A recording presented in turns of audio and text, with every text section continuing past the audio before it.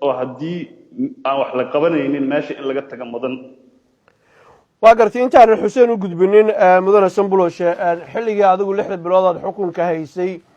siyaasadda dawladda hadday amniga tahay mid kale hadday tahayba waa taageeraysa markii xilka laga qaaday miyaad mucaarad noqotay dawladda ka soo horjeedo dhiiga daadanaya ku dhibaya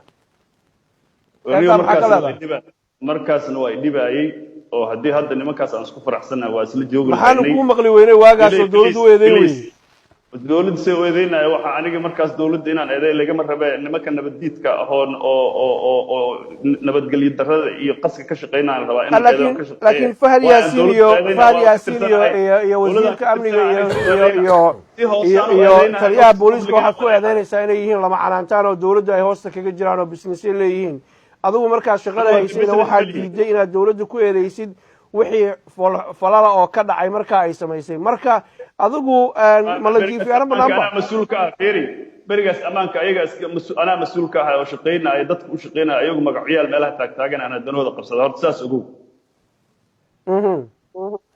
ninka shaqeynayay oo istargalgalinayay oo ka dhacay oo ka degayay oo shaqahayay oo maalin guuleysanayay maalin dib u dhac qabsanayay maalin laga guuleysanayay maalin horumar sameynaa anigoo ahaa inta kalena shaatigooda caddaa iska raxaysanaya